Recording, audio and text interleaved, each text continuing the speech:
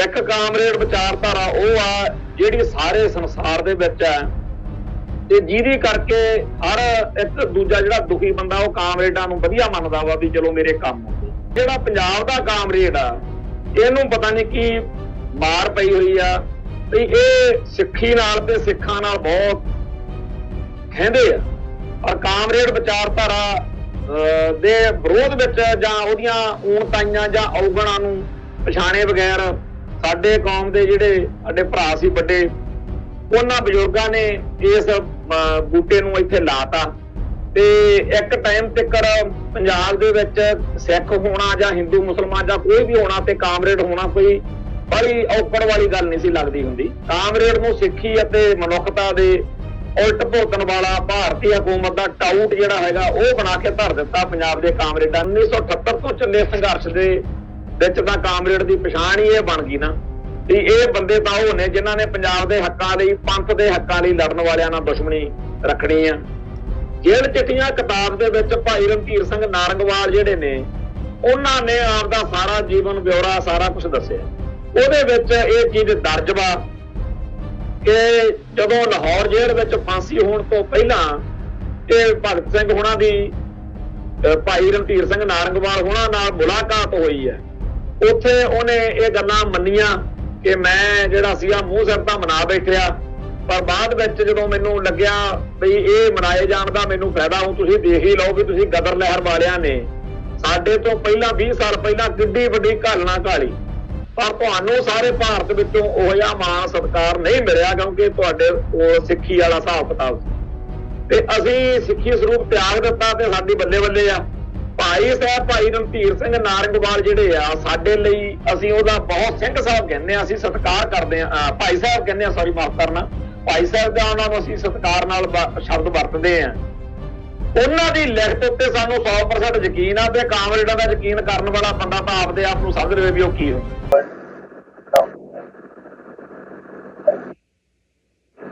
TV 84 ਉੱਤੇ programme ਖਬਰ ਦੀ ਖਬਰ ਦੇਖ ਰਹੇ ਸਾਰੇ ਦਰਸ਼ਕਾਂ ਨੂੰ ਮੈਂ ਸਰਬਜੀਤ ਸਿੰਘ ਘਮਾਣ ਫਤਿਹ ਅਰਜ਼ ਕਰਦਾ ਜੀ। ਵਾਹਿਗੁਰੂ ਜੀ ਕਾ ਖਾਲਸਾ ਵਾਹਿਗੁਰੂ ਜੀ ਕੀ ਫਤਿਹ। ਅੱਜ ਦੇ ਇਸ ਪ੍ਰੋਗਰਾਮ ਦੇ ਵਿੱਚ ਆਪਾਂ ਦੋ ਵਿਸ਼ਿਆਂ ਤੇ ਗੱਲ ਕਰਨੀ ਹੈ। ਪਹਿਲਾ ਹੈਗਾ ਜਿਹੜਾ ਰਣਜੀਤ ਸਿੰਘ ਮਾਨਸਾ ਦੇ ਉੱਤੇ ਸਿੰਘੂ ਬਾਰਡਰ ਤੇ ਦਿੱਲੀ ਦੇ ਵਿੱਚ ਹਮਲਾ ਹੋਇਆ। ਦੂਸਰਾ ਆਪਾਂ ਜਥੇਦਾਰ ਅਕਾਲ ਤਖਤ ਸਾਹਿਬ ਨੇ ਜਿਹੜੀ ਮੀਟਿੰਗ ਸੱਦੀ ਆ ਬੇਅਦਬੀਆਂ ਦੇ ਮਸਲੇ ਤੇ ਉੱਤੇ ਚਰਚਾ ਕਰਾਂਗੇ। ਸੋ ਪਹਿਲਾਂ ਆਪਾਂ ਰਣਜੀਤ ਸਿੰਘ ਮਾਨਸਾ ਵਾਲੀ ਗੱਲ ਕਰਦੇ ਹਾਂ ਜਿਹੜਾ ਕਿ ਕਿਸਾਨ ਲੀਡਰ ਵਾ। ਨਾਭੇ ਜੇਲ੍ਹ ਦੇ ਵਿੱਚ 2007 ਦੇ ਵਿੱਚ ਸਾਡੇ ਨਾਲ ਇਹਦਾ ਵਾਹ ਵਾਸਤਾ ਰਿਹਾ। ਇਹ ਕਿਸੇ ਐਜੀਟੇਸ਼ਨ ਦੇ ਕਰਕੇ ਕਾਫੀ ਸਾਰੇ ਆਪਦੇ ਸੰਗੀ ਸਾਥੀਆਂ ਨਾਲ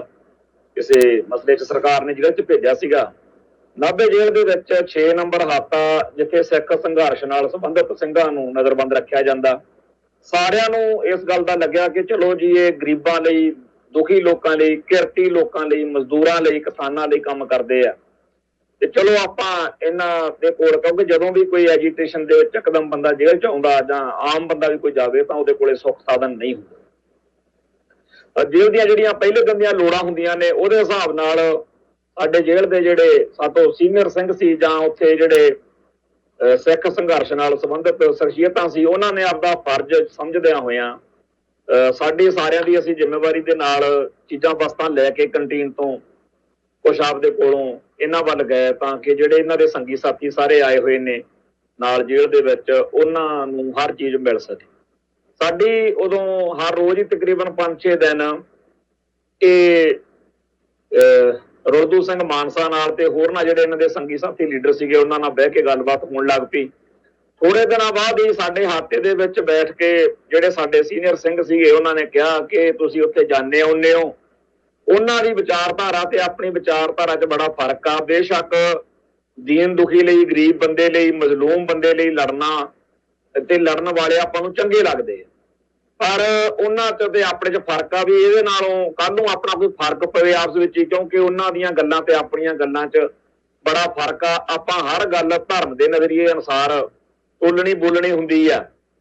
ਤੇ ਉਹਨਾਂ ਦਾ ਸਿਸਟਮ ਕੁਛ ਹੋਰ ਆ ਤੇ ਆਪਦਾ ਜਿਹਨੇ ਜਾਣਾ ਹੈ ਉਹ ਕੋਈ ਇਹੋ ਜਿਹੀ ਸਥਿਤੀ ਨਾ ਪੈਦਾ ਕਰੇ ਜੇ ਉਹਨਾਂ ਦੀਆਂ ਗੱਲਾਂ ਬਰਦਾਸ਼ਤ ਨਹੀਂ ਕਰ ਸਕਦੇ ਜਾਂ ਉਹਨਾਂ ਨਾਲ ਆਪਣਾ ਤਾਲਮੇਲ ਨਹੀਂ ਬੈਠਦਾ ਉਹਨਾਂ ਨੇ ਚਲੇ ਜਾਣਾ, ਐਵੇਂ ਆਪਣਾ ਮਾਹੌਲ ਜਿਹਾ ਖਰਾਬ ਹੋਊ। ਪਹਿਲਾਂ ਆਪਾਂ ਇੰਨਾ ਉਹਨਾਂ ਦਾ ਮਾਣ ਸਤਿਕਾਰ ਕੀਤਾ ਵਾ ਤੇ ਆਪਦਾ ਹਿਸਾਬ ਜੇ ਨਾਲ ਹੀ ਚੱਲੋ। ਉਦੋਂ ਬਹੁਤ ਸਾਰੇ ਜਿਹੜੇ ਭੈਣ ਭਰਾ ਸਾਡੇ ਜੇਲ੍ਹ ਦੇ ਵਿੱਚ ਸਿੰਘ ਸੀਗੇ, ਛੋਟੀ ਉਮਰ ਦੇ ਸਿੰਘ, ਉਹਨਾਂ ਨਾਲ ਜਾਂ ਕਈ ਤਜਰਬਾ ਜਿਹਨਾਂ ਦਾ ਘੱਟ ਸੀਗਾ, ਉਹਨਾਂ ਨੇ ਫਿਰ ਸਾਡੇ ਵਰਗਿਆਂ ਨੂੰ ਪੁੱਛਣਾ ਕਰਨਾ ਸ਼ੁਰੂ ਕੀਤਾ ਵੀ ਇਹ ਕੀ ਸੋਚ, ਕੀ ਚੱਕਰ ਆ। ਸੀ ਉਹਨਾਂ ਨੂੰ ਦੱਸਿਆ ਕਿ ਇਹ ਜ਼ਿਆਦਾ ਕਰਕੇ ਕਾਮਰੇਡੀ ਲੌਂਗਲਾਣਾ ਹੁੰਦਾ, ਇਹਨਾਂ ਦਾ ਹਰ ਮਸਲੇ ਦੇ ਉੱਤੇ ਪੰਜਾਬ ਅਤੇ ਪੰਥ ਦੇ ਬਾਕੀ ਸਾਰੇ ਸੋਚ ਨਾਲੋਂ ਵੱਖਰਾ ਹੀ ਹੁੰਦਾ ਵੀ ਇਹਨਾਂ ਦੀਆਂ ਗੱਲਾਂ ਜਿਹੜੀਆਂ ਨੇ ਉਹ ਆਪਾਂ ਨੂੰ ਇਸ ਕਰਕੇ ਤਾਂ ਇਹਨਾਂ ਦੀ ਵਰਕਿੰਗ ਚੰਗੀ ਲੱਗ ਸਕਦੀ ਆ ਵੀ ਚਲੋ ਦੁਖੀ ਲੋਕਾਂ ਲਈ, ਮਜ਼ਲੂਮ ਲੋਕਾਂ ਲਈ, ਕਿਰਤੀ ਕਿਸਾਨਾਂ ਲਈ ਸੋਚਦੇ ਆ। ਪਰ ਜਿਹੜੀ ਇਹਨਾਂ ਦੀ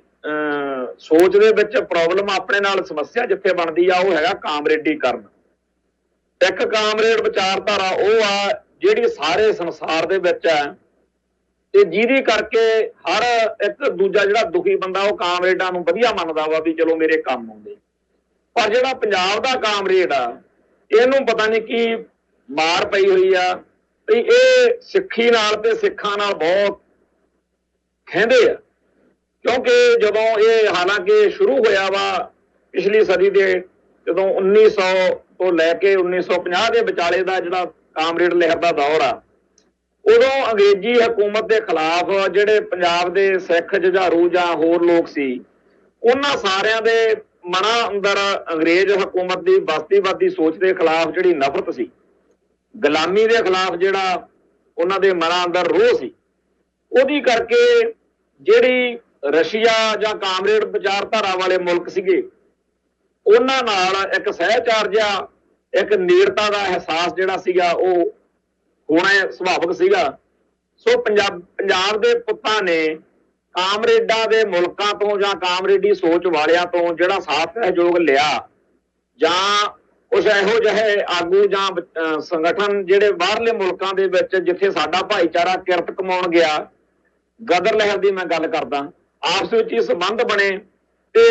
ਇਸ ਤਰੀਕੇ ਨਾਲ ਇਹ ਗੱਲਾਂ ਹੋਈਆਂ ਕਿ ਆਪਾਂ ਅੱਡ-ਅੱਡ ਧਰਮਾਂ ਮਜ਼ਹਬਾਂ ਵਾਲੇ ਲੋਕ ਆ, ਆਪਾਂ ਸਾਂਝੇ ਹੋ ਕੇ ਇਕੱਠੇ ਹੋ ਕੇ ਗੋਰਿਆਂ ਦੇ ਖਿਲਾਫ ਲੜਨਾ ਤੇ ਆਪਾਂ ਇਸ ਤਰੀਕੇ ਨਾਲ ਗਦਰ ਕਰਾਂਗੇ। ਉਹ ਸਾਰੀ ਜਿਹੜੀ ਗੱਲਬਾਤ ਪਹਿਲੇ ਦੌਰ ਵਿੱਚ ਚੱਲੀ, ਉਦੋਂ ਸਿੱਖ ਵੀਰਾਂ ਨੂੰ ਜੇ ਪਤਾ ਹੁੰਦਾ ਵੀ ਜਿਹੜਾ ਅਸੀਂ ਬੀਜ ਰਹੇ ਹਾਂ, ਜਿਹੜੀ ਕਮਿਊਨਿਸਟ ਫਲਸਫੇ ਨੂੰ, ਕਾਮਰੇਡ ਵਿਚਾਰਧਾਰਾ ਨੂੰ ਇੱਥੇ ਲਿਆ ਰਹੇ ਹਾਂ, ਕੱਲ ਕਲਾਂ ਨੂੰ ਸਾਡੇ ਧਰਮ ਦਾ ਦੁਸ਼ਮਣ ਬਣ ਕੇ ਬਹਿ ਜੂ, ਤਾਂ ਇਹ ਚੀਜ਼ ਸ਼ਾਇਦ ਉਹ ਉਦੋਂ ਹੀ ਨਾ ਹੋਣ ਦਿੰਦੇ। ਪਰ ਕਾਮਰੇਡ ਵਿਚਾਰਧਾਰਾ ਦੇ ਵਿਰੋਧ ਵਿੱਚ ਜਾਂ ਉਹਦੀਆਂ ਊਣਤਾਈਆਂ ਜਾਂ ਔਗਣਾਂ ਨੂੰ ਪਛਾਣੇ ਬਗੈਰ ਸਾਡੇ ਕੌਮ ਦੇ ਜਿਹੜੇ ਸਾਡੇ ਭਰਾ ਸੀ ਵੱਡੇ, ਉਹਨਾਂ ਬਜ਼ੁਰਗਾਂ ਨੇ ਇਸ ਬੂਟੇ ਨੂੰ ਇੱਥੇ ਲਾਤਾ ਤੇ ਇੱਕ ਟਾਈਮ ਤੱਕ ਪੰਜਾਬ ਦੇ ਵਿੱਚ ਸਿੱਖ ਹੋਣਾ ਜਾਂ ਹਿੰਦੂ ਮੁਸਲਮਾਨ ਜਾਂ ਕੋਈ ਵੀ ਹੋਣਾ ਤੇ ਕਾਮਰੇਡ ਹੋਣਾ ਕੋਈ ਬੜੀ ਔਕੜ ਵਾਲੀ ਗੱਲ ਨਹੀਂ ਸੀ ਲੱਗਦੀ ਹੁੰਦੀ। ਉਦੋਂ ਗੋਰਿਆਂ ਦੇ ਖਿਲਾਫ ਸੰਘਰਸ਼ ਵਿੱਚ ਬੜਾ ਕੁਝ ਹੋਇਆ। ਗਦਰ ਲਹਿਰ ਦੇ ਇਤਿਹਾਸ ਬਾਰੇ ਜੇ ਦੇਖੀਏ ਤਾਂ ਗਦਰੀ ਬਾਬਿਆਂ ਨੂੰ ਜਦੋਂ ਇਹ ਕਾਮਰੇਡ ਕਹਿਣ ਲੱਗ ਪਏ, ਉਹ ਸਾਨੂੰ ਅੱਜ ਸਮੱਸਿਆ ਆਉਂਦੀ ਹੈ ਕਿਉਂਕਿ ਕਾਮਰੇਡ ਦੇ ਅਰਥ ਬਦਲ ਦਿੱਤੇ ਗਏ। ਕਾਮਰੇਡ ਨੂੰ ਸਿੱਖੀ ਅਤੇ ਮਨੁੱਖਤਾ ਦੇ ਉਲਟ ਭੁਗਤਣ ਵਾਲਾ ਭਾਰਤੀ ਹਕੂਮਤ ਦਾ ਟਾਊਟ ਜਿਹੜਾ ਹੈਗਾ ਉਹ ਬਣਾ ਕੇ ਧਰ ਦਿੱਤਾ ਪੰਜਾਬ ਦੇ ਕਾਮਰੇਡਾਂ ਨੇ। ਖਾਸ ਤੌਰ ਤੇ 1978 ਤੋਂ ਚੱਲੇ ਸੰਘਰਸ਼ ਦੇ ਵਿੱਚ ਤਾਂ ਕਾਮਰੇਡ ਦੀ ਪਛਾਣ ਹੀ ਇਹ ਬਣ ਗਈ ਨਾ ਵੀ ਇਹ ਬੰਦੇ ਤਾਂ ਉਹ ਨੇ ਜਿਨ੍ਹਾਂ ਨੇ ਪੰਜਾਬ ਦੇ ਹੱਕਾਂ ਲਈ, ਪੰਥ ਦੇ ਹੱਕਾਂ ਲਈ ਲੜਨ ਵਾਲਿਆਂ ਨਾਲ ਦੁਸ਼ਮਣੀ ਰੱਖਣੀ ਆ। ਬਹੁਤ ਕੁਝ ਹੋਇਆ ਜਿਹਦੇ ਵਿੱਚ ਇਸ ਫਲਸਫੇ ਨੂੰ ਮੰਨਣ ਵਾਲੇ ਬਹੁਤ ਸਾਰੇ ਬੰਦਿਆਂ ਨੂੰ ਖਾੜਕੂਆਂ ਨੇ ਮਾਰਿਆ ਵੀ, ਇੱਥੋਂ ਤੱਕ ਕਿ ਜਿਹੜਾ ਸੇਵੇ ਵਾਲਾ ਪਿੰਡ ਆ ਜੈਤੋਂ ਦੇ ਕੋਲੇ, ਉੱਥੇ ਇੱਕ ਬੜਾ ਵੱਡਾ ਕਾਂਡ ਇਸ ਘਟਨਾਕ੍ਰਮ ਨਾਲ ਜੁੜਿਆ ਹੋਇਆ। ਹੋਰ ਬਹੁਤ ਸਾਰੀਆਂ ਵਾਰਦਾਤਾਂ ਨੇ, ਜਿਵੇਂ ਜਿਹੜਾ ਅਵਤਾਰ ਪਾਸ਼ ਕਾਮਰੇਡੀ ਲਹਿਰ ਦਾ ਸੀਗਾ ਸ਼ਾਇਰ, ਉਹਦਾ ਕਤਲ ਆ, ਜਾਂ ਇਹੋ ਜਿਹੇ ਹੋਰ ਬਹੁਤ ਸਾਰੇ ਕਤਲ ਆ ਜਿਨ੍ਹਾਂ ਬਾਰੇ ਲੋਕ ਚਰਚਾ ਕਰਦੇ ਰਹਿੰਦੇ ਆ ਵੀ ਇਹ ਖਾੜਕੂਆਂ ਨੇ ਕੀਤੇ ਆ। ਕਈ ਕਹਿੰਦੇ ਆ ਕਿ ਨਹੀਂ, ਇਹ ਖਾੜਕੂਆਂ ਨੇ ਨਹੀਂ ਕੀਤੇ। ਪਰ ਮੈਂ ਇੱਕ ਗੱਲ ਇੱਥੇ ਬੜੀ ਠੋਕ ਵਜਾ ਕੇ ਕਹਿਣੀ ਚਾਹੁੰਦਾ ਕਿ ਇਹ ਗੱਲ ਮੰਨਣ ਤੇ ਸਾਨੂੰ ਸਿੱਖ ਸੰਘਰਸ਼ ਵੱਲੋਂ ਕੋਈ ਇਤਰਾਜ਼ ਨਹੀਂ ਕਿ ਬਹੁਤ ਸਾਰੇ ਇਹੋ ਜਿਹੇ ਕਾਮਰੇਡੀ ਵਿਚਾਰਧਾਰਾ ਵਾਲੇ ਲੋਕ ਜਿਨ੍ਹਾਂ ਨੂੰ ਜਿਹੜਾ ਸੀ ਆ ਬਰਦਾਸ਼ਤ ਕਰਨਾ ਔਖਾ ਸੀ, ਉਹਨਾਂ ਦੀ ਸਿੱਖਾਂ ਨਾਲ ਜਾਂ ਸਿੱਖ ਜੁਝਾਰੂਆਂ ਨਾਲ ਸਿੱਧੀ ਟੱਕਰ ਰਹੀ ਆ, ਜਿਹਦੇ ਕਰਕੇ ਕਈ ਕਤਲ ਵਾਕਿਆ ਹੀ ਹੋਏ ਆ। ਔਰ ਕਈ ਤਾਂ ਇਹੋ ਜਿਹੀਆਂ ਗੱਲਾਂ ਵੀ ਨੇ ਕਿ ਜਦੋਂ ਕੋਈ ਕਤਲ ਪੰਜਾਬ 'ਚ ਖਾੜਕੂ ਲਹਿਰ 'ਚ ਹੋ ਜਾਣਾ, ਉਦੋਂ ਬਾਅਦ 'ਚ ਲੋਕਾਂ ਨੇ ਕਹਿਣਾ ਵੀ ਅਸੀਂ ਤਾਂ ਕਦੇ ਕਿਸੇ ਦੀ ਮਾੜੀ ਗੱਲ, ਚੰਗੀ ਗੱਲ ਸੁਣੀ ਨਹੀਂ ਸੀ, ਇਹ ਤਾਂ ਬੜਾ ਸਹੀ ਜਿਹਾ ਬੰਦਾ ਸੀਗਾ, ਮਾਸਟਰ ਸਾਇੰਸ ਦਾ ਸੀਗਾ ਭਾਵੇਂ, ਪਰ ਚੰਗੀਆਂ ਗੱਲਾਂ ਕੋਈ ਕਰਦਾ ਸੀ, ਇਹ ਕੋਈ ਗਲਤ ਨਹੀਂ ਸੀ। ਪਰ ਬਹੁਤੇ ਲੋਕਾਂ ਨੂੰ ਪਤਾ ਨਹੀਂ ਸੀ ਹੁੰਦਾ ਕਿ ਜਿਹਨੇ ਉਹਨੂੰ ਗੋਲੀ ਮਾਰੀ ਹੈ ਉਸ ਬੰਦੇ ਨੂੰ, ਇਸ ਸਾਇੰਸ ਮਾਸਟਰ ਤੋਂ, ਜਿਹਨੂੰ ਸਾਰਾ ਪਿੰਡ ਕਹਿੰਦਾ ਬੜਾ ਗੁੱਡ ਮੈਨ ਆ, ਵੀ ਇਹ ਕਿੰਨਾ ਕੁ ਗੁੱਡ ਸੀ, ਤਾਂ ਉਹਨੂੰ ਪੁੱਛ ਕੇ ਦੇਖੋ ਜਿਹਨੂੰ ਕਿਸੇ ਵੇਲੇ 15-20 ਸਾਲ 10 ਸਾਲ ਪਹਿਲਾਂ ਕਦੇ ਬੈਠੇ ਖੜੇ ਨੂੰ। ਕਿਉਂਕਿ ਇਹਨਾਂ ਦੀ ਕਾਮਰੇਡਾਂ ਦੀ ਇੱਕ ਬੜੀ ਗੰਦੀ ਆਦਤ ਆ ਵੀ ਕਿਸੇ ਧਰਮੀ ਬੰਦੇ ਨੂੰ, ਜਿਹਨੂੰ ਗੱਲ ਸਮਝ ਘੱਟ ਵਾ, ਉਹਦਾ ਐਵੇਂ ਮਜ਼ਾਕ ਜਿਹਾ ਉਡਾਈ ਜਾਣਾ ਤੇ ਆਪਦੀ ਹਉਮੈ ਨੂੰ ਪੱਠੇ ਪਾਈ ਜਾਣੇ। ਕਈ ਇਹੋ ਜਿਹੇ ਸਾਇੰਸ ਮਾਸਟਰ ਜਾਂ ਤਰਕਸ਼ੀਲ ਜੇ ਬਣੇ ਫਿਰਨਗੇ ਆਪਣੇ ਆਪ ਨੂੰ, ਤੇ ਉਹ ਸਕੂਲਾਂ ਕਾਲਜਾਂ 'ਚ ਜਾਂ ਜਿੱਥੇ ਵੀ ਕਿਤੇ ਉਹ ਆਮ ਸਮਾਜ ਵਿੱਚ ਕੋਈ ਆ ਜਾਵੇ ਢਕੇ ਉਹਨਾਂ ਦੇ ਘੱਟ ਸਮਝ ਵਾਲਾ ਸਿੱਖ, ਕਿਉਂਕਿ ਹਰੇਕ ਨੂੰ ਤਾਂ ਪੂਰੇ ਫਲਸਫੇ ਦੀ ਪਕੜ ਨਹੀਂ ਹੁੰਦੀ ਨਾ, ਉਹਨੂੰ ਫਿਰ ਐਵੇਂ ਜਲੀਲ ਜਿਹਾ ਕਰੀ ਜਾਣਗੇ ਵੀ ਤੂੰ ਤਾਂ ਕਿੱਡਾ ਤੂੰ ਗਾਤਰਾ ਪਾਇਆ ਹੋਇਆ, ਤੂੰ ਦਾੜੀ ਕਾਹਤੋਂ ਰੱਖੀ ਆ, ਉਦੋਂ ਆਹ ਗੱਲ ਹੈ। ਉਹ ਗੁਰੂ ਸਾਹਿਬਾਨ ਬਾਰੇ ਤੱਕ ਪੁੱਠੀਆਂ ਸਿੱਧੀਆਂ ਗੱਲਾਂ ਕਰ ਜਾਂਦੇ ਆ, ਧਰਮ ਬਾਰੇ ਨੈਗੇਟਿਵ ਗੱਲਾਂ ਕਰਦੇ ਆ। ਤੇ ਜਿਹੜੇ ਸਿੱਖਾਂ ਨੂੰ ਮੱਤ ਇਹ ਦਿੱਤੀ ਜਾਂਦੀ ਆ ਕਿ ਗੁਰੂ ਦੀ ਨਿੰਦਾ ਨਹੀਂ ਸੁਣਨੀ, ਉਹਨਾਂ ਸਿੱਖਾਂ ਨੂੰ ਮਤਲਬ ਇਸ ਤਰ੍ਹਾਂ ਉਸ ਨੌਜਵਾਨ ਨੂੰ ਜਾਂ ਉਸ ਸਿੱਖ ਨੂੰ ਇਹ ਹੋ ਸਕਦਾ ਕਿ ਗੱਲਾਂ ਦੀ ਸਮਝ ਨਾ ਹੋਵੇ ਜਿਹੜੀਆਂ ਕਾਮਰੇਡ ਕਮਲ ਕੁੱਟਦੇ ਆ, ਪਰ ਉਹਨੂੰ ਆਪਦੇ ਧਰਮ ਨਾਲ ਪਿਆਰ ਤਾਂ ਹੁੰਦਾ, ਉਹ ਦੱਸ ਨਹੀਂ ਸਕਦਾ, ਉਹ ਆਪਦੀ ਭਾਵਨਾ ਵਿਅਕਤ ਨਹੀਂ ਕਰ ਸਕਦਾ, ਉਹ ਗੱਲ ਵੱਖਰੀ ਆ। ਪਰ ਇੱਕ ਸਿੱਖ ਨੂੰ ਇਹ ਤਾਂ ਸਮਝ ਹੁੰਦੀ ਹੋਈ ਆ ਕਿ ਤੂੰ ਮੇਰੇ ਧਰਮ ਦਾ ਮਜ਼ਾਕ ਉਡਾ ਰਿਹਾ, ਜਲੂਸ ਕੱਢ ਰਿਹਾ ਸਾਡਾ, ਤੇ ਇਹ ਬੰਦੇ ਤਾਂ ਸਾਡੇ ਗੁਰੂ ਸਾਹਿਬਾਨ ਨੂੰ ਵੀ ਟਾਰਗੇਟ ਕਰ ਜਾਂਦੇ। ਸੋ ਉਸ ਮੌਕੇ ਜੇਕਰ ਕਿਸੇ ਬੰਦੇ ਦੀ ਕਹਾਣੀ ਲੋਟ ਨਹੀਂ ਆਈ, ਜਦੋਂ ਮੰਨ ਲਓ ਪਿੰਡ ਦੇ ਸੱਤ ਵਿੱਚ ਬੈਠੇ ਕਿਸੇ ਕਾਮਰੇਡ ਨੇ ਨਜਾਇਜ਼ ਕਿਸੇ ਮੁੰਡੇ ਨੂੰ ਤੰਗ ਪਰੇਸ਼ਾਨ ਕੀਤਾ, ਬਾਅਦ ਵਿੱਚ ਸਮਾਂ ਕੁਝ ਇਹੋ ਜਿਹਾ ਬਣ ਗਿਆ ਵੀ ਖਾੜਕੂ ਲਹਿਰ ਉੱਠ ਖੜੀ, ਖਾਲਿਸਤਾਨ ਦਾ ਝੰਡਾ ਬੁਲੰਦ ਹੋ ਗਿਆ, ਪੰਥ ਵਿੱਚ ਚੜ੍ਹਦੀ ਕਲਾ ਦਾ ਅਹਿਸਾਸ ਹੋਣ ਲੱਗਿਆ। ਤੇ ਉਹ ਜਿਹੜਾ ਕਾਮਰੇਡ ਸੀ ਉਹਨੂੰ ਤਾਂ ਸਮਝ ਲੱਗ ਗਈ ਮਾਸਟਰ ਜੀ ਨੂੰ ਤੇ ਮੈਂ ਪਿੰਡ ਦੇ ਚੌਂਕ ਵਿਚਾਲੇ ਜਾਂ ਉੱਥੇ ਹੁਣ ਸਕੂਲ 'ਚ ਮੱਝ ਨਹੀਂ ਮਾਰਨਾ, ਇਹ ਹੁਣ ਕੰਮ ਹੋਰ ਚੱਲ ਪਿਆ।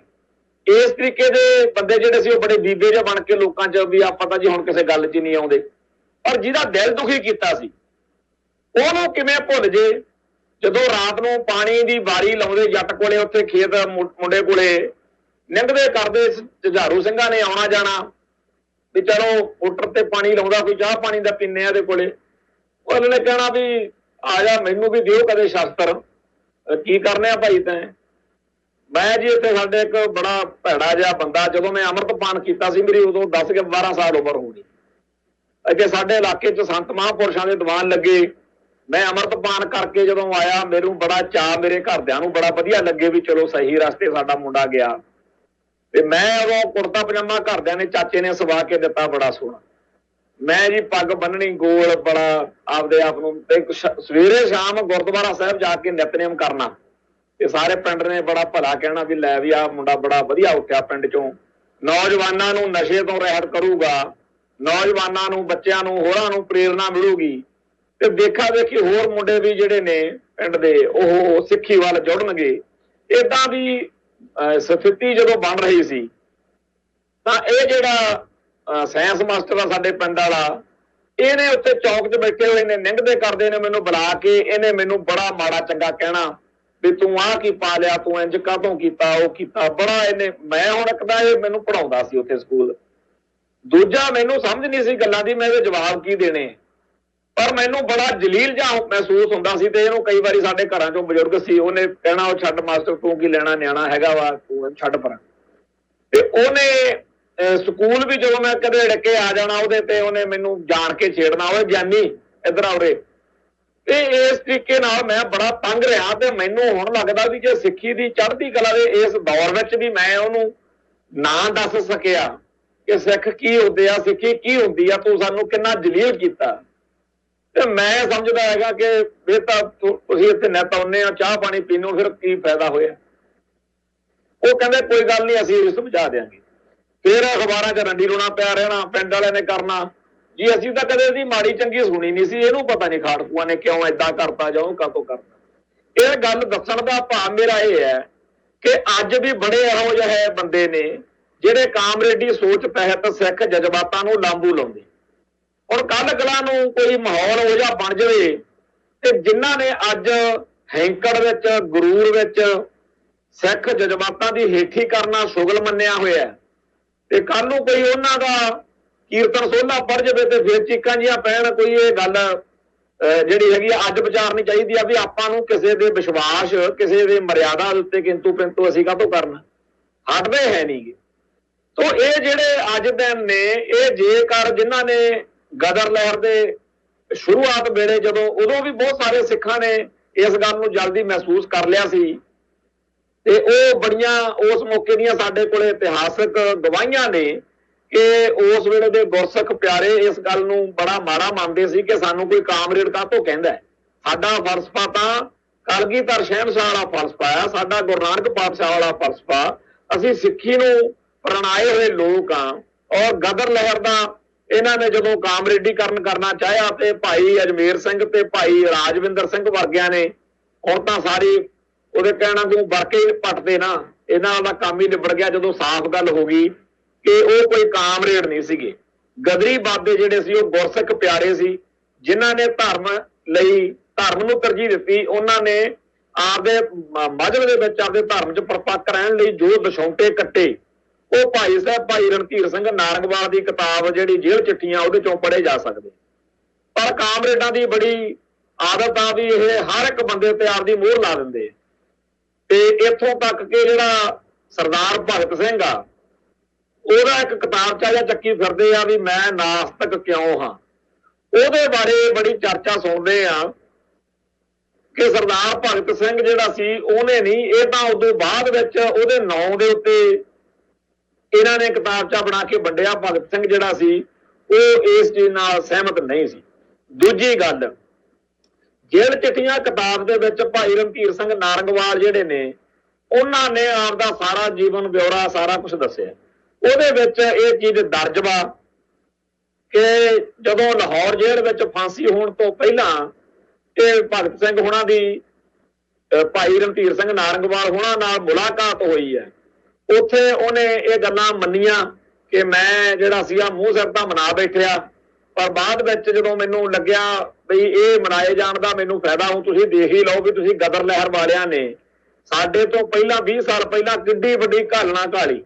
ਪਰ ਤੁਹਾਨੂੰ ਸਾਰੇ ਭਾਰਤ ਵਿੱਚੋਂ ਉਹ ਜਿਹਾ ਮਾਣ ਸਤਿਕਾਰ ਨਹੀਂ ਮਿਲਿਆ ਕਿਉਂਕਿ ਤੁਹਾਡੇ ਉਹ ਸਿੱਖੀ ਵਾਲਾ ਹਿਸਾਬ ਕਿਤਾਬ ਸੀ ਤੇ ਅਸੀਂ ਸਿੱਖੀ ਸਰੂਪ ਤਿਆਗ ਦਿੱਤਾ ਤੇ ਸਾਡੀ ਬੱਲੇ ਬੱਲੇ ਆ। ਤੋ ਇਸ ਕਰਕੇ ਮੇਰੇ ਤੋਂ ਗਲਤੀ ਤਾਂ ਚਲੋ ਮੈਂ ਅੱਗੇ ਤੋਂ ਇਹ ਚੀਜ਼ ਜਿਹੜੀ ਹੈਗੀ ਆ ਠੀਕ ਕਰ ਲੂੰ। ਭਾਈ ਸਾਹਿਬ ਭਾਈ ਰਣਧੀਰ ਸਿੰਘ ਨਾਰੰਗਵਾਲ ਜਿਹੜੇ ਆ ਸਾਡੇ ਲਈ ਅਸੀਂ ਉਹਦਾ ਬਹੁਤ ਸਿੰਘ ਸਾਹਿਬ ਕਹਿੰਦੇ ਆ, ਅਸੀਂ ਸਤਿਕਾਰ ਕਰਦੇ ਆ। ਭਾਈ ਸਾਹਿਬ ਕਹਿੰਦੇ ਆ, ਸੌਰੀ ਮਾਫ ਕਰਨਾ, ਭਾਈ ਸਾਹਿਬ ਦਾ ਉਹਨਾਂ ਨੂੰ ਅਸੀਂ ਸਤਿਕਾਰ ਨਾਲ ਸ਼ਬਦ ਵਰਤਦੇ ਆ। ਉਹਨਾਂ ਦੀ ਲਿਖਤ ਉੱਤੇ ਸਾਨੂੰ 100% ਯਕੀਨ ਆ ਤੇ ਕਾਮਰੇਡਾਂ ਦਾ ਯਕੀਨ ਕਰਨ ਵਾਲਾ ਬੰਦਾ ਤਾਂ ਆਪਦੇ ਆਪ ਨੂੰ ਸਮਝ ਲਵੇ ਵੀ ਉਹ ਕੀ ਹੁੰਦਾ। ਸੋ ਸਾਡਾ ਇਹ ਮੰਨਣਾ ਕਿ ਭਾਈ ਰਣਧੀਰ ਸਿੰਘ ਨਾਰੰਗਵਾਲ ਜੀ ਨੇ ਜੋ ਕੁਝ ਸਰਦਾਰ ਭਗਤ ਸਿੰਘ ਬਾਰੇ ਲਿਖਿਆ ਕਿ ਉਹ ਆਪਦੇ ਅੰਤਮ ਦਿਨਾਂ ਦੇ ਵਿੱਚ ਉਹਨੇ ਆਪਦੀ ਭੁੱਲ ਸੁਧਾਰ ਲਈ ਸੀ ਤੇ ਉਹ ਆਸਤਕ ਵੀ ਹੋ ਗਿਆ ਤੇ ਉਹ ਸਿੱਖੀ ਸਰੂਪ ਵੱਲ ਵੀ ਪਰਤ ਆਇਆ ਕਿਉਂਕਿ ਹੁਣ ਬੜੀਆਂ ਗਵਾਹੀਆਂ ਨੇ ਕਿ ਉਹਨੇ ਆਪਦੇ ਦਾੜੇ ਕੇਸ ਰੱਖਣਾ ਸ਼ੁਰੂ ਕਰਤਾ ਸੀਗਾ। ਪਰ ਜੇਕਰ ਕਿਤੇ ਉਹਦੀ ਫਾਂਸੀ ਟਲ ਜਾਂਦੀ, ਜੇਕਰ ਉਹਨੂੰ ਥੋੜਾ ਜਿਹਾ ਹੋਰ ਵਕਤ ਮਿਲ ਜਾਂਦਾ ਤਾਂ ਹੋ ਸਕਦਾ ਉਹ ਸਿੱਖ ਸਰੂਪ ਦੇ ਵਿੱਚ ਸਾਡੇ ਕੋਲੇ ਉਹਦਾ ਸਾਰਾ ਹੁੰਦਾ। ਪਰ ਉਹਦੀਆਂ ਜ਼ਿਆਦਾ ਜਿਹੜੀਆਂ ਉਹ ਇੱਕ ਤਾਂ ਉਹਦਾ ਇੱਕ ਵਕਤੀ ਤੌਰ ਦੇ ਉੱਤੇ ਜਦੋਂ ਉਹਨੇ ਕੰਮ ਕਰਨਾ ਸੀਗਾ ਸਾਂਡਰਸ ਵਾਲਾ ਉਹ ਵੀ ਗਲਤੀ ਨਾਲ ਮਾਰਿਆ ਗਿਆ, ਸਕਾਟ ਮਾਰਨਾ ਸੀ, ਸਾਂਡਰਸ ਮਾਰਤਾ ਤੇ ਉਹ ਉਸ ਘਟਨਾ ਮੌਕੇ ਉਹਨੂੰ ਆਪਦਾ ਭੇਸ ਬਦਲਾਉਣਾ ਪਿਆ ਸੀ ਲਾਹੌਰ ਤੋਂ ਨਿਕਲਣ ਲਈ ਤੇ ਅਦਰਵਾਈਜ਼ ਤਾਂ ਬਾਕੀ ਸਾਰੀ ਜ਼ਿੰਦਗੀ ਉਹ ਸਰਦਾਰ ਭਗਤ ਸਿੰਘ ਹੀ ਰਿਹਾ। ਉਹਦੀ ਸਰਦਾਰੀ ਖੋਹਣ ਲਈ ਉਹਦੀ ਪੱਗ ਲਾਉਣ ਦੇ ਲਈ ਕਾਮਰੇਡ ਲਾਣੇ ਨੇ ਸਦਾ ਹੀ ਧੋਖਾ ਕੀਤਾ ਤੇ ਉਹਦੀ ਫੋਟੋ ਜਿਹੜੀ ਆ ਟੋਪ ਵਾਲੀ ਵਰਤਣਗੇ ਜਾਣ ਕੇ। ਹਾਲਾਂਕਿ ਜਿਵੇਂ ਸਾਡੇ ਅੱਜ ਦੇ ਖਾੜਕੂ ਸੰਘਰਸ਼ ਵਿੱਚ ਬਹੁਤ ਸਾਰੀਆਂ ਵਾਰਦਾਤਾਂ ਕਰਾਉਣ ਲਈ ਸਾਡੇ ਸਿੰਘਾਂ ਨੇ ਕਈ ਵਾਰ ਮੂੰਹ ਸਿਰ ਮਨਾ ਕੇ ਕੰਮ ਸਿਰੇ ਚਾੜਿਆ। ਆ ਜਿਹੜੇ 1984 ਤੋਂ ਬਾਅਦ ਵਿੱਚ ਭਾਈ ਦਲਜੀਤ ਸਿੰਘ ਬਿੱਟੂ, ਭਾਈ ਹਰਜਿੰਦਰ ਸਿੰਘ ਜਿੰਦਾ, ਭਾਈ ਸੁਖਦੇਵ ਸਿੰਘ ਸੁੱਖਾ ਤੇ ਭਾਈ ਕੁੱਕੀ ਰਣਜੀਤ ਸਿੰਘ ਕੁੱਕੀ, ਭਾਈ ਸੁਖਵਿੰਦਰ ਸਿੰਘ ਸੁੱਖੀ, ਹੋਰ ਬੜੇ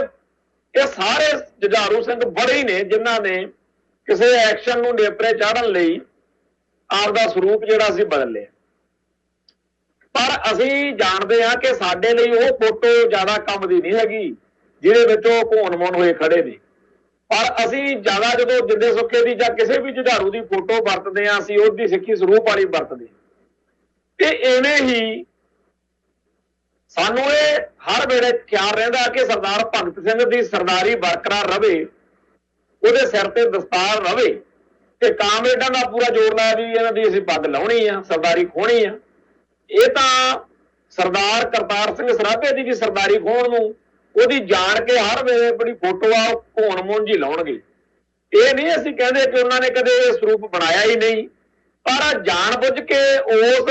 ਥੋੜੇ ਸਮੇਂ ਦੇ ਸਰੂਪ ਨੂੰ ਵੱਡਾ ਮੰਨਣਾ ਤੇ ਜਿਹੜਾ ਉਹਨਾਂ ਨੇ ਜ਼ਿਆਦਾ ਰੱਖਿਆ ਟਾਈਮ, ਜ਼ਿਆਦਾ ਉਹਨਾਂ ਦੇ ਅੰਦਰ ਗੱਲ ਖੁੱਭੀ ਸੀ ਸਿੱਖੀ ਵਾਲੀ, ਉਹ ਸਿਰਫ ਦਿਖਾਉਣ ਦੇ ਲਈ ਕਿ ਤਾਂ ਜੀ ਸਿੱਖ ਚੜਨਗੇ। ਸੋ ਹਰ ਮੌਕੇ ਸਿੱਖ ਜਜ਼ਬਾਤਾਂ ਨੂੰ ਛੇੜਛੜੀਆ ਕਰਨਾ ਉਹ ਕਾਮਰੇਡਾਂ ਦਾ ਹਿਸਾਬ ਕਿਤਾਬ ਆ। ਜਿਹੜਾ ਕਿਸਾਨ ਸੰਘਰਸ਼ ਚੱਲਦਾ ਇਹਦੇ ਵਿੱਚ ਵੀ ਪਹਿਲੇ ਦਿਨ ਤੋਂ ਅਸੀਂ ਇਹ ਚੀਜ਼ ਦੇਖਦੇ ਆ ਰਹੇ ਹਾਂ ਕਿ ਸਿੱਖ ਜਜ਼ਬਾਤਾਂ ਨਾਲ ਛੇੜਖਾਨੀਆਂ ਕਰਨੀਆਂ, ਕਰਾਉਣੀਆਂ, ਲਾਂਬੂ ਲਾਉਣੇ, ਇਹ ਇਹਨਾਂ ਦਾ ਚੱਜ ਵਾ। ਤੇ ਬੜੇ ਪਹਿਲੇ ਦਿਨੋਂ ਤੋਂ ਰਫੜ ਪਏ ਨੇ ਤੇ ਹਰੇਕ ਵਾਰੀ ਸਿੱਖਾਂ ਨੂੰ ਹੀ ਲਾਹਣਤਾਂ, ਉਹ ਸਿੱਖੋ ਤੁਸੀਂ ਕਾਹਨੂੰ ਐ ਕਰਦੇ ਹੋ, ਸਿੱਖੋ ਮਰ ਜਾਓ, ਸਿੱਖੋ ਚੁੱਪ ਕਰ ਜਾਓ, ਇਹ ਚੱਲਦਾ ਰਿਹਾ ਕੰਮ। ਇਹਨਾਂ ਨੂੰ ਫੂਕ ਲੱਗਦੀ ਗਈ। ਲੰਡੂ ਜਿਹੇ ਬੰਦੇ ਉੱਠ ਕੇ ਸਟੇਜ ਤੋਂ ਸਾਡੇ ਸਿੱਖ ਸੰਘਰਸ਼ ਬਾਰੇ, ਸਿੱਖੀ ਬਾਰੇ ਮਾੜਾ ਚੰਗਾ ਬੋਲਦੇ ਰਹੇ ਤੇ ਪੰਥ ਬਾਰੇ ਕਲਪਦੇ ਰਹੇ, ਪਰ ਸਾਡੀ ਹੀ ਕੌਮ ਦਾ ਇੱਕ ਬੜਾ ਵੱਡਾ ਹਿੱਸਾ ਜਿਹੜਾ ਹੈ ਉਹ ਇਹਨਾਂ ਕਾਮਰੇਡਾਂ ਦੇ ਮੱਕੜ ਜਾਲ 'ਚ ਫਸ ਕੇ ਸਾਡੇ ਉਹਨਾਂ ਸਿੰਘਾਂ ਦੀ ਮੁਖਾਲਫਤ ਕਰਨ ਬਹਿ ਜਾ ਕਰੇ ਜਿਹੜੇ ਇਹਨਾਂ ਨੂੰ ਟੋਕਦੇ ਸੀ ਕਿ ਭਰਾਵੋ ਤੁਸੀਂ ਕਹਿੰਦੇ ਜੀ ਤੁਸੀਂ ਹਟ ਜਾਓ, ਤੁਸੀਂ ਰਹਿਣ ਦਿਓ, ਬਸ ਇਹ ਫਟਕ ਚੱਕ ਦੇਣਗੇ। ਇਹਨਾਂ ਦੀ ਜਿਹੜੀ ਦਿਨੋਂ ਦਿਨ ਫੂਕ ਬਣਦੀ ਗਈ, ਇਹ ਦਿਨੋਂ ਦਿਨ ਆਪਦੇ ਆਪ ਨੂੰ ਚੌੜੇ ਹੋਏ ਸਮਝਦੇ ਰਹੇ, ਇਹਨਾਂ ਦੀ ਆਕੜ ਤੇ ਗਰੂਰ ਵੱਧਦਾ ਗਿਆ, ਦਿਨੋਂ ਦਿਨ ਹਮਲੇ ਵੱਧਦੇ ਗਏ। ਤੇ ਜਦੋਂ 26 ਜਨਵਰੀ ਵਾਲਾ ਕੰਮ ਹੋਇਆ ਉਦੋਂ ਬਾਅਦ ਤਾਂ ਇਹਨਾਂ ਨੇ ਪੂਰੀ ਬੇਸ਼ਰਮਗੀ ਦੇ ਨਾਲ ਸਿੱਖ ਕੌਮ ਨੂੰ ਪੂਰਾ ਟਾਰਗੇਟ ਕੀਤਾ। ਪਰ ਕਿਉਂਕਿ ਇੱਕ ਤਾਂ ਕਿਸਾਨ ਸੰਘਰਸ਼ ਦਾ ਜਿਹੜਾ ਮੁੱਦਾ ਉਹ ਬੜਾ ਅਹਿਮ ਆ, ਕੋਈ ਵੀ ਨਹੀਂ ਚਾਹੁੰਦਾ ਹੈਗਾ ਕਿ ਸਾਡੇ ਉੱਤੇ ਇਹ ਦੋਸ਼ ਲੱਗੇ ਕਿ ਜੀ ਇਹਨਾਂ ਕਰਕੇ ਜਿਹੜਾ ਸੰਘਰਸ਼ ਆ ਉਹ ਕਮਜ਼ੋਰ ਹੋ ਗਿਆ। ਤੇ ਉਸ ਗੱਲ ਨੂੰ ਮੁੱਖ ਰੱਖਦਿਆਂ ਹੋਇਆਂ ਬੜਾ ਹਰਬਾ ਜਰਬਾ ਕੀਤਾ, ਬੜਾ ਬਰਦਾਸ਼ਤ ਕੀਤਾ। ਪਰ ਆ ਪਿਛਲੇ ਦਿਨੀ ਰੁਲਦੂ ਸਿੰਘ ਮਾਨਸਾ ਨਾਂ ਦੇ ਉਸ ਲੀਡਰ ਨੇ ਜਿਸ ਤਰੀਕੇ ਨਾਲ ਸਿੱਖ ਸੰਘਰਸ਼ ਦੇ ਨਾਲ ਜੁੜੀਆਂ ਸ਼ਖਸੀਅਤਾਂ ਬਾਰੇ, ਖਾਲਿਸਤਾਨੀ ਸੰਘਰਸ਼ ਬਾਰੇ ਮਾੜਾ ਚੰਗਾ ਬੋਲਿਆ, ਉਸ ਤੋਂ ਬਾਅਦ ਵਿੱਚ ਰੋਹ ਜਿਹੜਾ ਦੱਬਿਆ ਹੋਇਆ ਸੀ ਉਹ ਬਹੁਤ ਬੁਰੀ ਤਰ੍ਹਾਂ ਭੜਕਿਆ। ਬੇਸ਼ੱਕ ਅਸੀਂ ਸੱਚਾਈ ਤੇ ਚੱਲਣ ਕਰਕੇ ਅਸੀਂ ਝੂਠ ਨਹੀਂ ਬੋਲ ਸਕਦੇ। ਇਹ ਗੱਲ ਹੈ ਕਿ ਬਹੁਤੇ ਲੋਕਾਂ ਨੂੰ ਭੁਲੇਖਾ ਲੱਗ ਗਿਆ ਸੀ ਕਿ ਉਹ ਬਾਬਾ ਜਰਨੈਲ ਸਿੰਘ ਬਾਰੇ ਗੱਲ ਕਰਦਾ, ਪਰ ਬਾਬਾ ਜਰਨੈਲ ਸਿੰਘ ਬਾਰੇ ਜਾਂ ਹੋਰ ਜਿਹੜੇ ਸਾਡੇ ਕੌਮ ਦੇ ਨਾਇਕ ਨੇ ਉਹਨਾਂ ਬਾਰੇ ਜਦੋਂ ਇਹ ਬੋਲਦੇ ਆ, ਆਹੀ ਕੁਝ ਬੋਲਦੇ ਆ ਜਿਹੜੀ ਇਹਨਾਂ ਨੇ ਉਸ ਦਿਨ ਭਕਾਈ ਰੁਲਦੂ ਸਿੰਘ ਮਾਨਸਾ ਨੇ ਮਾਰੀ। ਖੈਰ ਬੜਾ ਠੋਕਵਾਂ ਵਿਰੋਧ ਪੰਥ ਵੱਲੋਂ ਹੋਇਆ, ਬੜਾ ਚੰਗਾ ਲੱਗਿਆ ਕਿ ਸਾਨੂੰ ਤਾਂ ਲੱਗਦਾ ਸੀ ਕਿ ਕਾਮਰੇਡਾਂ ਦੇ ਮੂਹਰੇ ਸਾਰੇ ਜੀ ਇਹ ਲੇਥੂ ਪੇਤੂ ਜੇ ਹੋ ਗਏ ਆ, ਪਰ ਧੰਨਵਾਦ ਆ ਸਾਰਿਆਂ ਦਾ ਜਿਨ੍ਹਾਂ ਨੇ ਠੋਕਵਾਂ ਜਵਾਬ ਦਿੱਤਾ ਤੇ ਅੰਤ ਆ ਜਿਹੜਾ ਉਹਨੂੰ ਇਹਨਾਂ ਨੂੰ ਸਸਪੈਂਡ ਕਰਨਾ ਪਿਆ ਉਹ ਵੀ ਚੰਗੀ ਗੱਲ ਆ। ਤੇ ਇਹ ਨਹੀਂ ਤਾਂ ਹੋਰ ਮੂੰਹ ਪੈਂਦਾ, ਪਰ ਕਾਮਰੇਡਾਂ ਨੇ ਹਟਣਾ ਨਹੀਂ, ਕੋਈ ਨਾ ਕੋਈ ਪੰਗਾ ਖੜਾ ਕਰੀ ਰੱਖਣਾ। ਆ ਜਿਹੜੀ ਘਟਨਾ ਵਾਪਰੀ ਆ ਕਿ ਬਾਅਦ ਵਿੱਚ ਰੁਲਦੂ ਸਿੰਘ ਮਾਨਸਾ ਤਾਂ ਆਪਦੇ ਟੱਬਰ ਦੇ ਕੋਲੇ ਆ ਚੁੱਕਿਆ ਸੀਗਾ, ਉੱਥੇ ਰਾਤ ਨੂੰ ਕੋਈ ਗਏ ਆ ਲੋਕ ਤੇ ਉਹਦੇ ਕੈਂਪ ਦੇ ਉੱਤੇ ਅਟੈਕ ਕੀਤਾ। ਉਹਦੇ ਬਾਰੇ ਅਜੇ ਕੋਈ ਗੱਲ ਸਪਸ਼ਟ ਨਹੀਂ, ਕਿਉਂਕਿ ਪਹਿਲਾਂ ਵੀ ਰੌਲਾ ਜਿਹਾ ਪੈਂਦਾ ਸੀਗਾ ਵੀ ਇੱਕ ਵਾਰੀ ਇਹਨੇ ਕਾਰ ਦੇ ਸ਼ੀਸ਼ੇ ਆਪੇ ਭੰਨ ਲਏ ਤੇ ਰੌਲਾ ਇਹ ਪਾਤਾ ਕਿ ਜੀ ਮੇਰੇ ਤੇ ਅਟੈਕ ਹੋ ਗਿਆ। ਸੋ ਇਹ ਤਾਂ ਹੁਣ ਸੱਚਾਈ ਕੀ ਹੈ ਇਹ ਤਾਂ ਵਾਹਿਗੁਰੂ ਜਾਣੇ। ਪਰ ਰੁਲਦੂ ਸਿੰਘ ਮਾਨਸਾ ਨੇ ਇਸ ਸੰਘਰਸ਼ ਦੇ ਵਿੱਚ ਸ਼ਾਮਲ ਹੋਏ ਲੋਕਾਂ ਨੂੰ ਇਹ ਦੱਸ ਦਿੱਤਾ ਕਿ ਸਟੇਜ ਦੇ ਉੱਤੇ ਕਾਮਰੇਡ ਲਾਉਣਾ ਕਾਬਜ ਆ ਜਿਹੜਾ ਕਿਸੇ ਵੀ ਮੌਕੇ ਸਿੱਖ ਜਜ਼ਬਾਤਾਂ ਨੂੰ ਲਾਂਬੂ ਲਾ ਸਕਦਾ। ਖੈਰ ਇਸ ਮਸਲੇ ਨੂੰ, ਇਸ ਮੁੱਦੇ ਨੂੰ ਆਪਾਂ ਇੱਥੇ ਛੱਡ ਕੇ ਅਗਲੇ ਮੁੱਦੇ ਵੱਲ ਆਈਏ ਕਿ ਅਕਾਲ ਤਖਤ ਸਾਹਿਬ ਦੇ ਜਥੇਦਾਰ ਗਿਆਨੀ ਹਰਪ੍ਰੀਤ ਸਿੰਘ ਨੇ ਬੇਅਦਬੀਆਂ ਦੇ ਮੁੱਦੇ ਉੱਤੇ ਇੱਕ ਇਕੱਤਰਤਾ ਬੁਲਾਈ ਆ,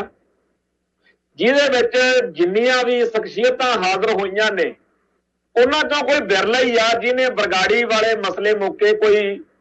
ਚੱਜ ਹੱਲ ਦੀ ਗੱਲ ਕੀਤੀ ਹੋਵੇ। ਇਹ ਸਾਰੇ ਦੇ ਸਾਰੇ ਬੰਦੇ ਬਾਦਲ ਸਾਹਿਬ ਦੇ ਝੰਡੇ ਹੇਠਲੇ ਉਹ ਬੰਦੇ ਆ ਜਿਨ੍ਹਾਂ ਨੇ ਉਸ ਮੌਕੇ ਇਹ ਦੇਖ ਕੇ ਕਿ ਬਾਦਲ ਦੀ ਸਰਕਾਰ ਆ ਤੇ ਬਾਦਲ ਤੇ ਦੋਸ਼ ਲੱਗਦਾ ਕਿ ਉਹਨੇ ਡੇਰਾ ਸਰਸਾ ਨੂੰ ਇਹ ਸਾਰਾ ਮਾਹੌਲ ਬਣਾ ਕੇ ਦਿੱਤਾ ਹੈ ਜਿਹਦੇ ਵਿੱਚ ਬੇਅਦਬੀ ਹੋਈ ਹੈ, ਇਸ ਕਰਕੇ ਇਹ ਦੜ ਬੱਟ ਕੇ ਬੈਠੇ ਰਹੇ। ਇਹ ਸਾਰੇ ਲੋਕ ਉਹ ਨੇ ਜਿਨ੍ਹਾਂ ਨੇ ਜਦੋਂ ਤੱਕ ਬਾਦਲ ਦੀ ਸਰਕਾਰ ਰਹੀ ਆ ਉਦੋਂ ਤੱਕ ਨਹੀਂ, ਅੱਜ ਤੱਕ ਵੀ ਕਦੇ ਬੁੱਲ ਤੋਂ ਬੁੱਲ ਨਹੀਂ ਚੱਕੇ कि ਜਿਹੜੇ ਦੋਸ਼ੀ ਨੇ ਜਿਨ੍ਹਾਂ ਨੂੰ ਪੁਲਿਸ ਨੇ ਫੜਿਆ, ਕੱਲ ਰਣਵੀਰ ਸਿੰਘ ਖੰਨਾ DIG ਸਾਬਕਾ ਜਿਹੜਾ ਉਹ ਵੀ ਉੱਥੇ ਬੋਲ ਕੇ ਗਿਆ ਪ੍ਰੋਗਰਾਮ ਦੇ ਵਿੱਚ, ਉਹਨੇ ਵੀ ਦੱਸਿਆ ਇਹਨਾਂ ਵਿੱਚੋਂ ਜਿੰਨੇ ਬੰਦੇ ਬੈਠੇ ਆ ਇਹਨਾਂ ਦੇ ਬੁੱਲ ਤੋਂ ਬੁੱਲ ਨਹੀਂ ਕਦੇ ਚੱਕਿਆ ਕਿ ਡੇਰਾ ਸਰਸਾ ਵਾਲਿਓ ਤੁਸੀਂ ਮਾੜਾ ਕੀਤਾ। ਇਹਨਾਂ ਇੱਥੋਂ ਤੱਕ ਆ ਕਿ ਸ਼੍ਰੋਮਣੀ ਕਮੇਟੀ ਨੇ ਵੀ ਮਤਾ ਐਤਕੀ ਆ ਹੁਣ ਪਾਇਆ 2015 ਤੋਂ ਕਿੱਥੇ ਆ ਗਈ, ਜਦੋਂ ਬੀਬੀ ਜਗੀਰ ਕੌਰ ਪ੍ਰਧਾਨ ਬਣੀ ਆ ਉਦੋਂ ਮਤਾ ਪਿਆ, ਰੌਲਾ ਰੱਪਾ ਪਿਆ ਕਿ ਆਪਾਂ ਜਿਹੜੀ ਬੇਅਦਬੀ ਹੋਈ ਆ ਉਹਦੇ ਬਾਰੇ ਮਤਾ ਤਾਂ ਪਾ ਲਓ। ਹੁਣ ਇਹ ਲੋਕ ਜਿਹੜੇ ਨੇ ਸਿਆਸੀ ਨਜ਼ਰੀਏ ਤੋਂ, ਕਿਉਂਕਿ ਸਾਰੀ ਦੁਨੀਆ ਵਿੱਚ ਥੂ ਥੂ ਹੋ ਰਹੀ ਆ ਬਰਗਾੜੀ ਵਾਲੀ ਬੇਅਦਬੀ, ਤੇ ਉਸ ਤੋਂ ਬਾਅਦ ਵਿੱਚ ਬੜੀਆਂ ਬੇਅਦਬੀਆਂ ਹੋਈਆਂ ਨੇ। ਇਸ ਗਿਆਨੀ ਹਰਪ੍ਰੀਤ ਸਿੰਘ ਨੇ ਕਿਹਾ ਵੀ 200 ਤੋਂ ਉੱਪਰ 300 ਦੇ ਲਾਗੇ ਬੇਅਦਬੀਆਂ ਹੋ ਚੁੱਕੀਆਂ। ਇਹ ਸਾਰੀਆਂ ਬੇਅਦਬੀਆਂ ਜਿਹੜੀਆਂ ਨੇ ਸਾਰੀਆਂ ਇੱਕ ਬਹੁਤ ਮਾੜੀ ਗੱਲ ਆ, ਤੇ ਸਾਰੇ ਦੋਸ਼ੀਆਂ ਬਾਰੇ ਅਸੀਂ ਤਾਂ ਪਿਛਲੇ ਦਿਨਾਂ 'ਚ ਕਹਿੰਦੇ ਰਹੇ ਹਾਂ ਬਈ ਇਹਨਾਂ ਸਾਰੇ ਜਿਹੜੇ ਕੇਸ ਨੇ ਇਹਨਾਂ ਦੇ ਦੋਸ਼ੀਆਂ ਦੀ ਲਿਸਟ ਬਣਾ ਕੇ ਸਾਰੇ ਗੁਰਦੁਆਰਾ ਸਾਹਿਬਾਨ ਦੇ ਬਾਹਰ ਫਲੈਕਸ ਲੱਗੀ ਹੋਵੇ, ਉੱਤੇ ਫੋਟੋਆਂ ਲੱਗੀਆਂ ਹੋਣ, ਲੋਕਾਂ ਨੂੰ ਪਤਾ ਹੋਵੇ ਕਿ ਆਹ ਦੋਸ਼ੀ ਆ। ਕਰਦੇ ਕੀ ਆ, ਜਦੋਂ ਦੋਸ਼ੀ ਫੜਿਆ ਜਾਂਦਾ ਹੈ ਉਹਦੀ ਜ਼ਮਾਨਤ ਜਦੀ ਤੁਰੰਤ ਹੋ ਜਾਵੇ, ਇਸ ਗੱਲ ਦੇ ਹਿਸਾਬ ਨਾਲ ਪਰਚਾ ਕੱਟਿਆ ਜਾਂਦਾ। ਪਹਿਲਾਂ ਹੀ ਲਿਖ ਦਿੰਦੇ ਨੇ ਕਿ ਮੈਂਟਲੀ ਤੌਰ ਤੇ ਠੀਕ ਨਹੀਂ ਹੈਗਾ, ਤੇ ਜਦੋਂ ਉਹ ਬੰਦਾ ਬਾਹਰ ਫਿਰ ਆਜ਼ਾਦ ਘੁੰਮਦਾ ਉਹਨੂੰ ਦੇਖ ਕੇ ਕਿਸੇ ਹੋਰ ਨੂੰ ਵੀ ਮਨ ਚ ਆਉਂਦਾ, ਕਿਉਂਕਿ ਜਿਹੜੇ ਕੁੱਤੇ ਲੋਕ ਬੇਅਦਬੀਆਂ ਕਰਵਾ ਰਹੇ ਨੇ ਉਹਨੂੰ ਦੱਸਦੇ ਹੋਣੇ ਆ ਵੀ ਦੇਖ ਲਾ ਫਲਾਣੇ ਪਿੰਡ ਵਾਲਾ ਫਲਾਣਾ ਸਿੰਘ ਆ ਜਿਹੜਾ ਅਸੀਂ ਉਹ ਤੇ ਪਰਚਾ ਇਹੋ ਜਿਹਾ ਦਰਜ ਕਰਾਇਆ ਵੀ ਉਹ 10-15 ਦਿਨ ਬਾਹਰ ਆ ਗਏ। ਸੋ ਜਿਹੜੇ ਦੋਸ਼ੀ ਨੇ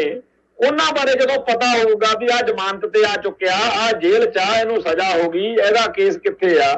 ਤਾਂ ਉੱਥੇ ਫੋਟੋਆਂ ਦੇਖ ਕੇ ਲੱਗੀਆਂ ਲੋਕਾਂ ਨੂੰ ਸ਼ਰਮ ਆਊਗੀ ਕਿ ਸਾਡਾ ਰਿਸ਼ਤੇਦਾਰ ਹੈ, ਇਹਦੀ ਫੋਟੋ ਲੱਗੀ ਆ। ਪਰ ਇਸ ਮੁੱਦੇ ਉੱਤੇ, ਬੇਅਦਬੀ ਦੇ ਮੁੱਦੇ ਤੇ ਬਾਦਲ ਦਲ ਨੇ ਉਦੋਂ ਵੀ ਸਿਆਸਤ ਕੀਤੀ ਸੀ, ਉਦੋਂ ਵੀ ਸਿੱਖਾਂ ਨੂੰ ਦੋਸ਼ੀ ਠਹਿਰਾਇਆ ਸੀ। ਉਸ ਦਿਨ ਵੀ ਉਸ ਡੇਰੇ ਸਰਸੇ ਦੇ ਮੁਖੀ ਨੂੰ ਜਿਵੇਂ ਮਾਫ ਕੀਤਾ, ਜਿਹੜਾ ਗਿਆਨੀ ਗੁਰਮੁਖ ਸਿੰਘ ਨੇ ਸਾਰੀ ਚੀਜ਼ ਨੰਗੀ ਕੀਤੀ, ਉਹ ਸਾਰਾ ਕੁਝ ਆਪਣੇ ਸਾਹਮਣੇ ਹੈ। ਦੂਸਰੀ ਜਿਹੜੀ ਗੱਲ ਹੈ, ਉਸ ਤੋਂ ਬਾਅਦ ਵਿੱਚ ਅਗਲੇ 2017 ਤੱਕ ਦੀਆਂ ਵੋਟਾਂ ਤੱਕ ਬਾਦਲ ਦਲ ਨੇ ਕੀ ਕੀਤਾ, ਸਿਆਸਤ ਨਹੀਂ ਕੀਤੀ, ਤੇ ਜਦੋਂ ਵੋਟਾਂ ਆ ਗਈਆਂ ਉਦੋਂ ਵੀ ਪਿੱਟਦੇ ਫਿਰਦੇ ਸੀ ਕਿ ਜੇ ਸਾਡੀ ਸਰਕਾਰ ਬਣ ਗਈ ਤਾਂ ਅਸੀਂ ਡੇਰਾ ਮੁਖੀ ਦੇ ਪੰਜਾਬ 'ਚ ਪ੍ਰੋਗਰਾਮ ਕਰਾਵਾਂਗੇ। ਸ਼ੁਕਰ ਕਰੋ ਕਿ ਸਰਕਾਰ ਨਹੀਂ ਬਣੀ, ਸ਼ੁਕਰ ਕਰੋ ਸਾਡਾ ਬਚਾਅ ਰਹਿ ਗਿਆ, ਪਰ ਇਹਨਾਂ ਨੇ ਤਾਂ ਕੋਈ ਕਸਰ ਨਹੀਂ ਸੀ ਛੱਡੀ। ਫਿਰ ਉਸ ਤੋਂ ਬਾਅਦ 'ਚ ਸਰਕਾਰ ਇਹਨਾਂ ਦੀ ਚਲੀ ਗਈ, ਲੋਕਾਂ ਨੂੰ ਲੱਗਣ ਲੱਗ ਗਿਆ, ਸਾਰੇ ਜਿਹੜੇ ਸਲਾਹਕਾਰ ਨੇ ਉਹਨਾਂ ਨੇ ਸਲਾਹ ਦਿੱਤੀ ਕਿ ਸਾਰੇ ਬਾਦਲ ਦਲ ਨੂੰ ਅਕਾਲ ਤਖਤ ਤੋਂ ਤਨਖਾਹ ਲਵਾਉਣੀ ਚਾਹੀਦੀ ਆ, ਮੰਨਣਾ ਚਾਹੀਦਾ। ਜੇਕਰ ਮੁੱਖ ਮੰਤਰੀ ਹੁੰਦਾ ਸੀ ਸਰਜੀਤ ਸਿੰਘ ਬਰਨਾਲਾ, ਉਹਨੇ ਬੜੀ ਭੈੜੀ ਹਰਕਤ ਕੀਤੀ, 1984 ਦੇ ਅਟੈਕ ਵਾਂਗ ਦਰਬਾਰ ਸਾਹਿਬ 'ਚ ਪੁਲਿਸ ਭੇਜਤੀ। ਅਕਾਲੀ ਦਲ ਵਿੱਚ ਬੜਾ ਵੱਡਾ ਬਖੇੜਾ ਹੋਣ ਵਾਂਗੂ ਖੜਾ ਹੋ ਗਿਆ, ਜਿਵੇਂ ਹੁਣ ਬੜਾ ਵੱਡਾ ਹਿੱਸਾ ਜਿਹੜਾ ਅਕਾਲੀਆਂ ਦਾ ਨਾਰਾਜ਼ ਹੋ ਕੇ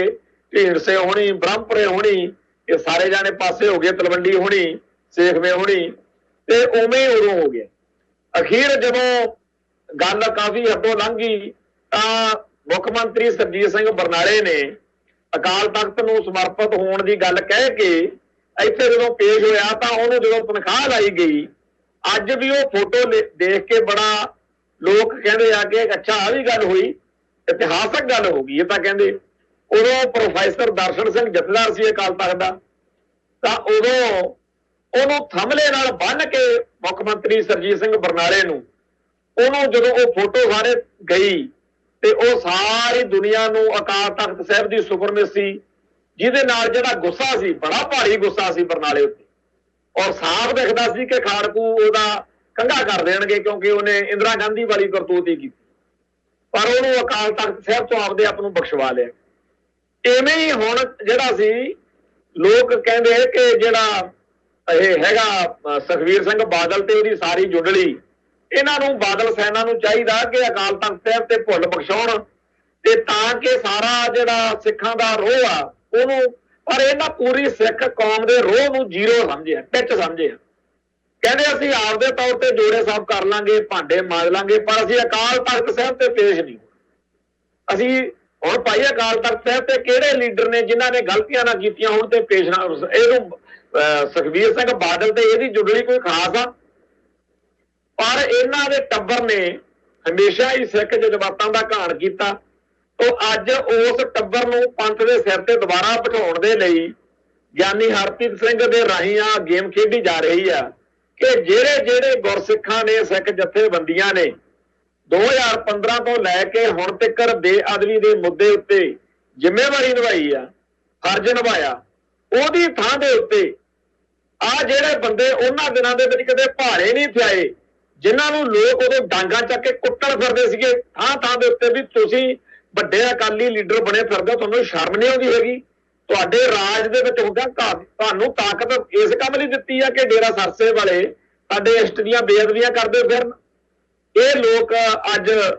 ਬੜੇ ਬੀਬੇ ਜੇ ਬਣ ਕੇ ਗਿਆਨੀ ਹਰਪ੍ਰੀਤ ਸਿੰਘ ਨੇ ਉੱਤੇ ਪੇਸ਼ ਕਰਤੇ, ਔਰ ਇਹੀ ਇਹ ਲੋਕ ਡਰਾਮੇਬਾਜ਼ੀਆਂ ਕਰ ਕਰਕੇ ਸਿੱਖਾਂ ਨੂੰ ਹੋਰ ਜ਼ਿਆਦਾ ਚੜਾਉਂਦੇ ਆ। ਇਹ ਸਮਝਦੇ ਆ ਵੀ ਦੁਨੀਆ ਤਾਂ ਬੇਵਕੂਫਾਂ ਦੀ ਆ, ਅਸੀਂ ਉਹ ਬੜੇ ਸਿਆਣੇ ਆ। ਗਿਆਨੀ ਹਰਪ੍ਰੀਤ ਸਿੰਘ ਦੇ ਬਾਰੇ ਲੋਕਾਂ ਦੇ ਮਨਾਂ 'ਚ ਬੜਾ ਵਹਿਮ ਰਿਹਾ।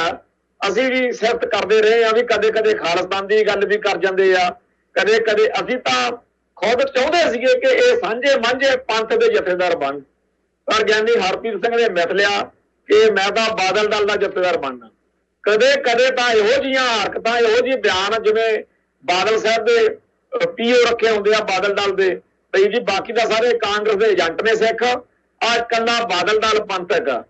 ਜਿਸ ਦਲ ਨੇ, ਜਿਸ ਸ਼ਖਸੀਅਤ ਨੇ, ਜਿਸ ਬਾਦਲ ਪਰਿਵਾਰ ਨੇ ਸਿੱਖ ਜਗਤ ਦਾ